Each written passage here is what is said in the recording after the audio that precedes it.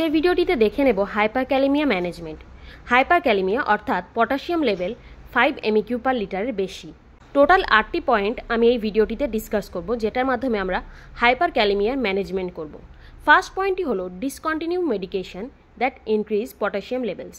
বহু মেডিকেশন আছে যেগুলোর মাধ্যমে আমাদের ব্লাডের মধ্যে পটাশিয়াম লেভেল ইনক্রিজ করতে পারে, যেমন ACE inhibitor, injection KCL, heparin, potassium sparing diuretics like spironolactone. Next হলো administration of dextrose insulin.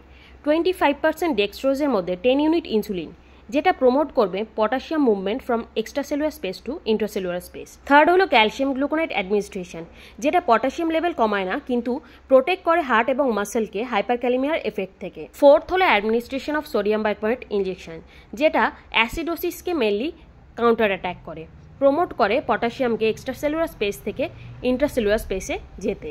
Fifth হলো ডাইউরেটিক্স, যেটার মাধ্যমে পটাশিয়াম এক্সক্রিশন হয় থ্রু ইউরিন। সিক্সথ হলো অ্যালবুটেরল নেবুলাইজেশন, যেটার মাধ্যমে পটাশিয়াম লেভেল ডিক্রিজ করে। সেভেন্থ হলো ক্যাটায়ন এক্সচেঞ্জ রেসিন মেডিকেশন, যেটা পাউডার ফর্মে থাকে। এটা পটাশিয়ামটাকে রিমুভ করে from gastrointestinal track. At the end stage of hyperkalemia management, we need dialysis. Thank you. I hope you understand well.